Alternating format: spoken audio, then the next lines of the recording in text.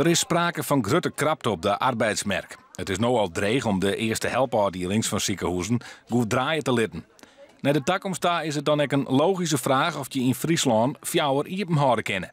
Dat is de vraag. Als je gewoon kijkt dat we een personeelstekort hebben, dat de eisen steeds strenger worden. Dus wij proberen zeg maar, de spoedzorg zo neer te zetten dat zeg maar, de garantie is voor de burger dat ze op korte termijn in ieder geval geholpen kunnen worden. Het grootste probleem zit hem in het personeel. Er is een groot tekort. Dat is een van de grote vraagstukken waar we voor staan. Het tweede is natuurlijk dat je ziet dat vanuit de beroepsgroepen de eisen steeds hoger worden. Dus kwaliteitseisen. Dus dat betekent dat je veel meer dezelfde verrichtingen moet uitvoeren als arts om uiteindelijk ook aan de criteria die de beroepsgroep zelf stelt te kunnen voldoen. Dus je ziet dat we een stukje concentratie van activiteiten plaats moeten vinden om aan die aantallen te kunnen voldoen.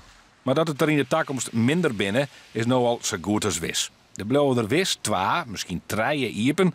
Een oorpunt is de centralisatie van zorg. Zo wordt er al schoffen praten over een centrum voor borstkankeronderzoek. De komst wordt op een nij uitsteld.